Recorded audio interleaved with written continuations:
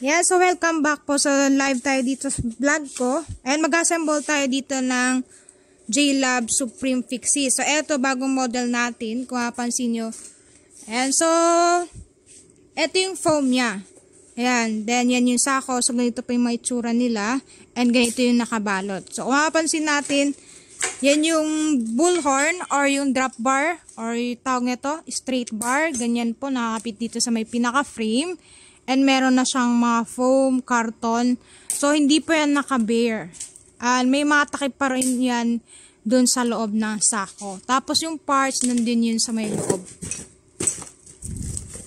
So, eto. Since J-Lab Supreme yan, and medyo may kamahalan, so, syempre, naka-intact pa rin po, naka-plastic.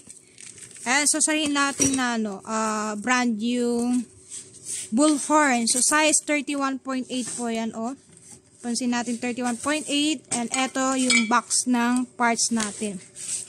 So makikita nyo eto and may karton and then meron na din siyang foam. Para dun sa mga hindi nakakaalam kasi akala ata nila is tawag neto, kami yung nagde-deliver. So hindi po. So bali lahat naman ng items natin nakapack po yan na properly. Iyan, nagkakaroon lang siya ng minimal dents or minimal scratches during shipment. So, hindi namin kasi kargado yung pag-deliver ng mga JNT. So, eto siya. Ayan po. So, this white thread ha. And yan. So, may mga bubble wrap din po yan. Tapos, kung napansin nyo, eto yung stem kanina nakaharap dun. Kaganito. So, ang gagawin nyo, ihaharap po ninyo yan, ganito. Yan. Para, eto yung bilog dito sa pinakababa is nakaharap sa loob.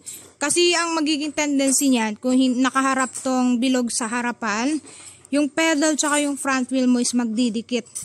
Yan. So, kailangan ipaharap nyo po. Sasabay naman yung fork natin. Yung wheel set nito, ayan. Kung mapansin nyo, super smooth po yan and wala siyang brake line kasi para ito dun sa mga sanay na nagfi-fixie so hindi na nila kailangan ng preno. So pag nag-assemble kayo, kung makikita nyo dyan, tinatanggal po yung axle para maipasok natin yung front wheel. So yan po. Tanggalin nyo yung mga rubber na nakatakip kasi nga hindi naman na kailangan yun. Kumbaga another takip lang. Yan, so nakalagay po J-Lab and yan yung model niya Supreme. Mapapansin ito. Tapos dun sa paint job naman wala kang masabi kasi super clean. Pero since budget bikes po tayo, makikita nyo yung pagka-welding. And yan naman yung kagandahan niya. And nakikita nyo na medyo makapal yung ginamit na tawag nito, yung pang-welding nila. So yan po yung pagpasok. Wala pong mahirap pa dun sa mga nagtatanong paano ilagay yung front wheel. So, yan po. Papasok nyo lang naman. Then, lock. Siyempre, higpitan nyo para hindi siya lumuwag. Eto pala, sticker po yan. Kaya pwede tanggalin yung J-Lab, sticker po, and pwede nyo rin palitan. So, eto, pwede nyo rin i-align.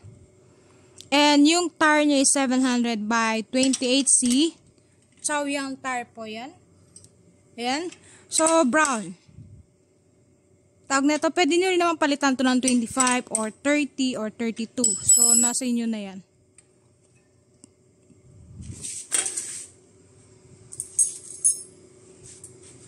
Ito naman sa, paglagay ng drop bar. Siyempre, tatanggalin nyo yung 4 na screw dyan sa harapan para maipasok nyo yung drop bar natin.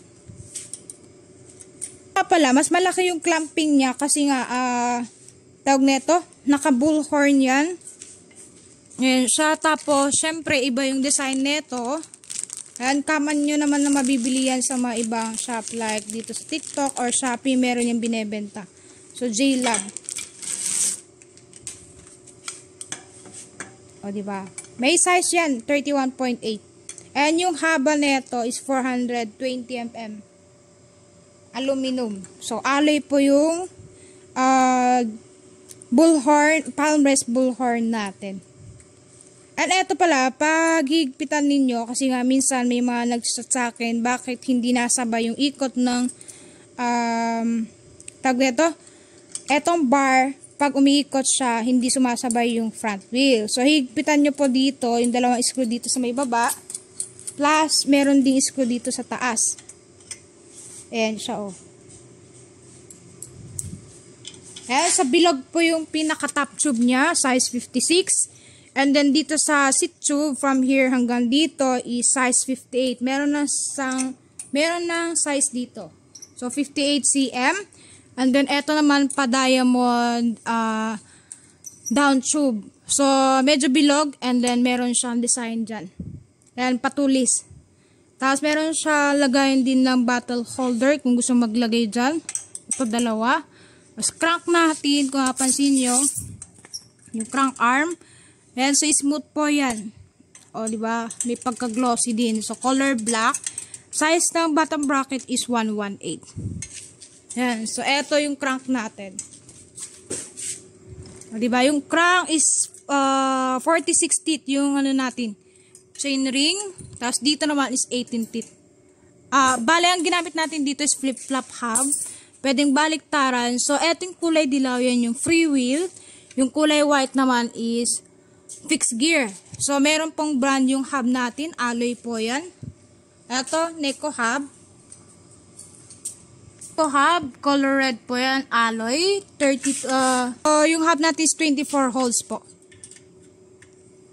Ito yung sinasabi ko, higpitan nyo dito. Para sumabay yung ikot ng manibela plus yung front wheel. Yeah. Ayan yung size ng seat post natin is 27.2.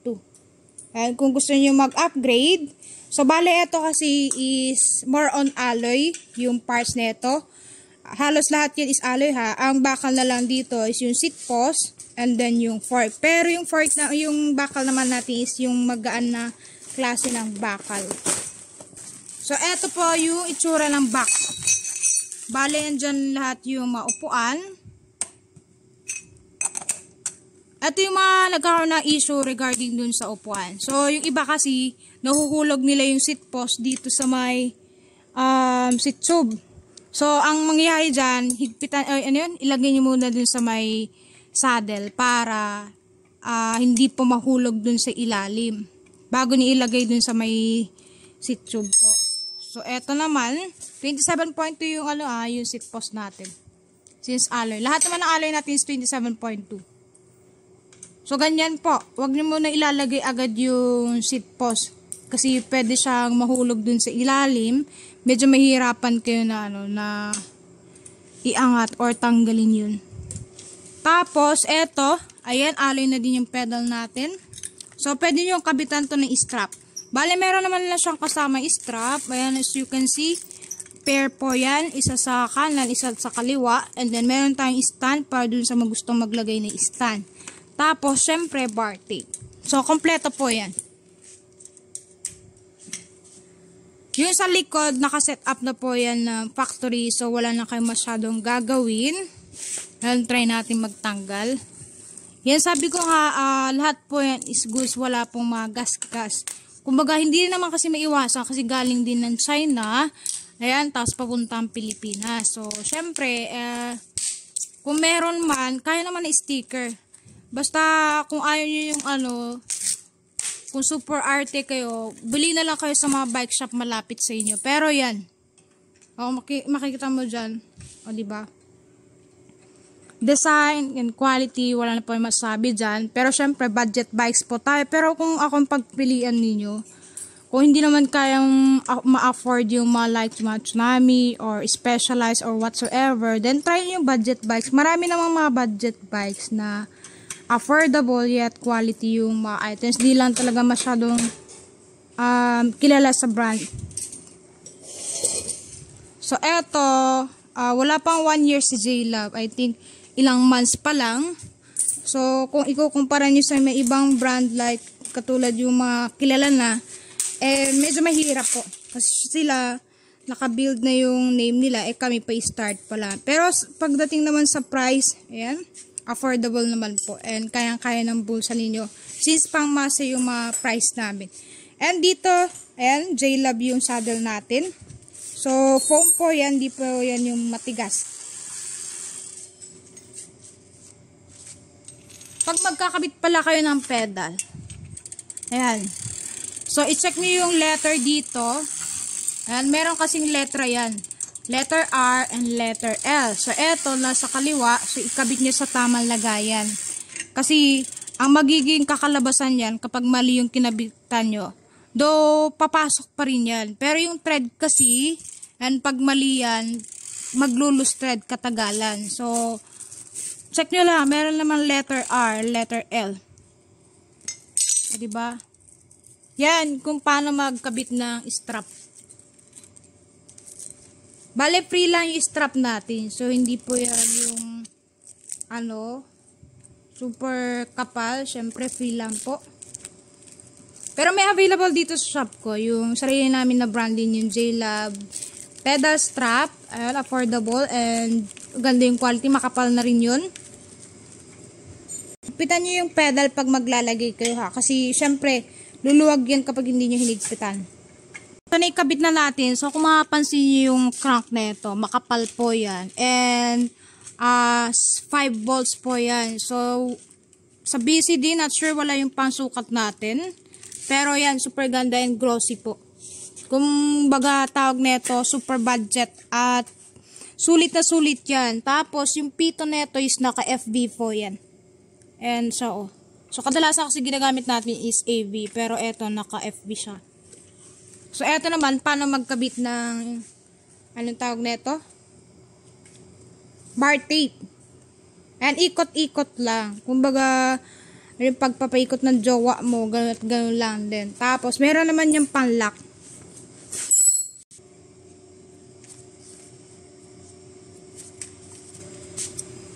Ayan, meron yan panlock ha. Para hindi, matanggal. So, diba? So, super dali lang mag-assemble kasi halos lahat naman na spray, naka-set up na. Kumbaga yung mga ibang parts lang talaga since kailangan po na nakabalot or nakasako. So, alam naman na lahat yan assemble na ipapadala sa atin. Siyempre, i-maximize din natin yung space dun sa padala natin. So, ito yung white red. Ito naman yung violet black. Actually, meron pa yung white black kaso wala na benta. Pero, wala na din kasi naiwan dito na stocks para ma-assemble sana kasi lahat yung nakabalot. I think 3 na available. So, limited edition lang natin si J-Lab Supreme. Ayan, para kasi sa mga sanay na nagpipixie. And pang matangkad po yan. Good for 5'5" pataas po. Adjustable naman yung seat post natin. So, pwede yung taasan, pwede ring babaan. Kung hindi ganun katangkaran. Tapos, kagandahan niya, almost all alloy ng parts. So, ang bakal na lang dyan is yung seat post and yung fork. Pero, hindi naman kailangan i-upgrade kung hindi naman kaya. Kasi optional naman yung upgrade. And I think it's good to go na po yan pang long rides. Tapos, tawag nito 8,900 plus. So good. And mas ma-appreciate nyo yan sa personal, promise. And super gaan, mga more or less 11 kilo lang to. And kung mapansin nyo, so, nag-vlog ako syempre. Ako din yung may hawak yan, di ba? So, hindi yan ganun kabigat. Kumbaga, almost all alloy na. And malaki yung frame size. Malapad yung rim yan. Almost same lang dito sa may J-Lab Aero. So, kung naghanap ka din ng J-Lab Aero, eto available, si pink black na lang. White black kasi is matagal na sold out. So, limited edition din yan. After nito, yung 4 na piraso na available is wala na pong kasunod. So, kumbaga, 20 pieces per color tayo dyan. So, pag nawala, o diba, ayaw mo nun, limited edition, ikaw yung isa sa mga nagmamay-ari ng J-Lab Aero. So, eto. Size 56 to, eto is size 58. Ito naman, how to change gear o paano magpalit ng free wheel to fixed gear. Dun sa mga hindi nakakaalam. Yan, meron tayong tensioner adjuster. So, tensioner adjuster, yan po yung ina-adjust para lumuwag or higpitan yung kadena. Kasi sa fixie, kailangan medyo straight po yung kadena. Hindi pwede yung laylay na katulad ng mountain bike kasi fixie po yan. Kung mapansin nyo, ito naka free wheel tayo. So, gagawin natin, ililipat natin sa fixed gear. Since walang handbrake to, ayan, lipat natin sa fixed gear. O, diba? So, tanggalin nyo lang, and then yan, hugot. Tapos, tanggalin yung tensioner. Kung saan nakalagay yung crank, doon yung ilalagay yung tensioner kasi andun yung chain.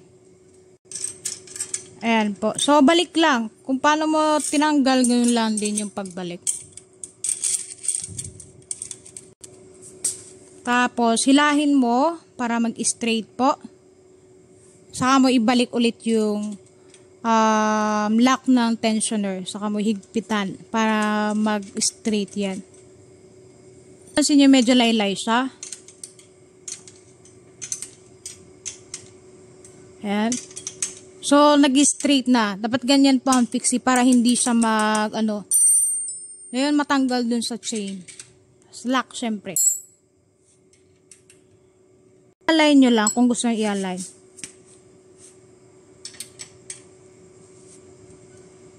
Yung stand pala, optional naman yun. Kumbaga, nagla-live sharing kasi ako araw-araw. So, kailangan ko ng stand para at least may tayo ko yung bike. May ipakita ko rin na maigi yung mga bike ni binebenta ko. So, kung ayaw nyo naman ng stand, pwede nyo ipatanggal yan. Kumbaga, nakikita nyo, naka-welding din po yan. So, pwede nyo ipatanggal sa mga welding. May ginagamit naman dyan eh. Tapos, eto, higpitan nyo po. Kasi first na niya pala, so kailangan yan. Apakan nyo para humigpit yung lock ring.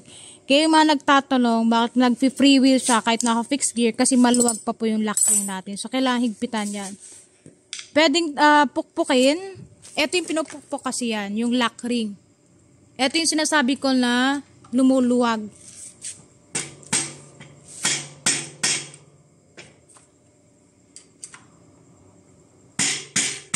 Pwede siyang pukpukin.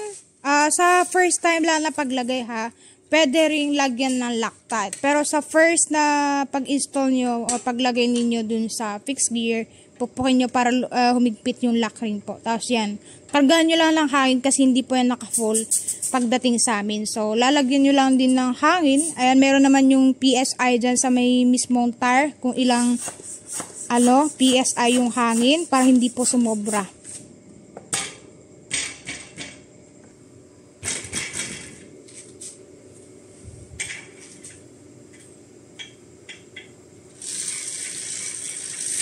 Eto naka-fixed gear na yan ha.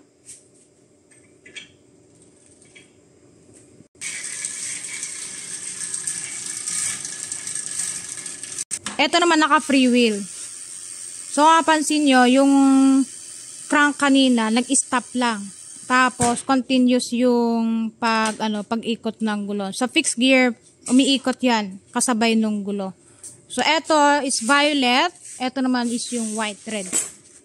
Ayan siya.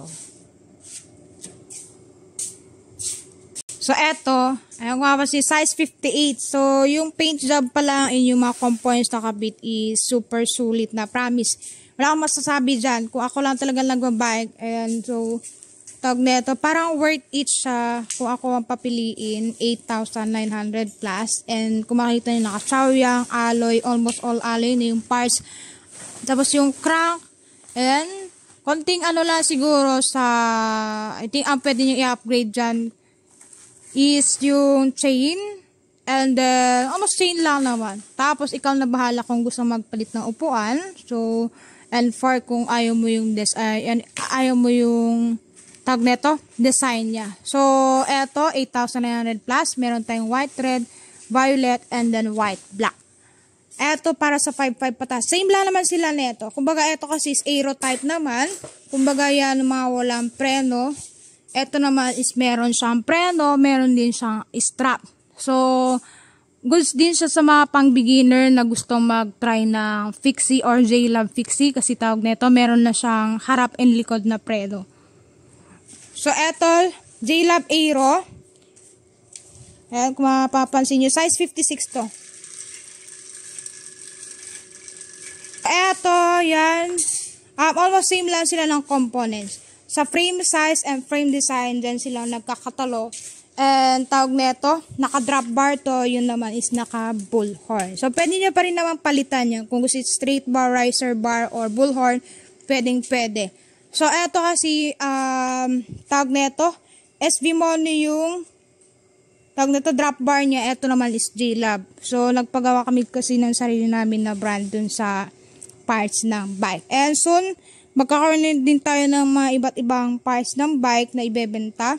Sa ngayon, ang available namin is pedal, strap, and then hub. Tapos, tawag nito, gulong. So, pwede kayong bumili dito sa shop ko. Meron ako sa TikTok shop, meron ako sa Shopee, and meron din ako sa Lazada. Yan, search mo na yung JL Antelope Bike Shop. Meron din ako sa FB page. JL Antelope Bike Shop or JL Antelope Online Shop. Parehas lang po. Basta same yung picture, and then, tawag nito, name. Diba? So, eto naman yung mga naka-ready na for delivery. Kung mapansin nyo, super dami. Kaya yung mga nagre-reklamo sa akin na medyo late nag-reply and medyo busy po kami nagpapak ng mga bikes ninyo. So, since last year ganito na po yung package namin kasi yan po yung tawag na to ni-require sa amin ng JNT kaya hindi po pare-parehas yung mga package from other shop. Bale, ito kasi is whole bike. And so, meron kami sinusunod na size like length, width, and height para pasok dun sa requirements ni JNT kasi pag medyo malaki hindi yan tinatanggap. So eto, J-Lab Supreme and J-Lab Aero. So tag neto, eto limited edition po yung mga dalawa na yan. Kapag sa susunod naman, meron pa naman neto sa December. I think 30 pieces and meron na din tayong tri-spokes. So, December na rin yun, siguro mga second week or third week. Pero si J-Lab Aero, wala na talaga pag naubos yan. Meron tayong darating pero medium size. Magkaiba sila ng, ng design. Pero J-Lab Aero po. So, thank you and God bless. Ayan, so medyo late na din tayo nag-start. Pero, everyday nag-live ako sa TikTok around 8 p.m. Tapos yung mga buyer natin, if meron kayong concern message me, mas maigi meron kayong picture and video para mas madali ko kayo ma-assist po. But then again, ayan, good night and ride safe po palagi. Please wear helmet and use handbrake, lalo sa mga baguhan natin. And don't forget to subscribe and follow my YouTube channel here. Meron tayong link dyan para at least ma-notify ka po iyo kapag may mga new items natin. Meron din kayong mga e-bike. And kung gusto niyo. So, marami pa akong iba't ibang fixie. Ito lang kasi yung i-front natin muna. Then, sa susunod naman yung ibang J-Lab, Solana, Steel, and Solana alloy. So, bye-bye po.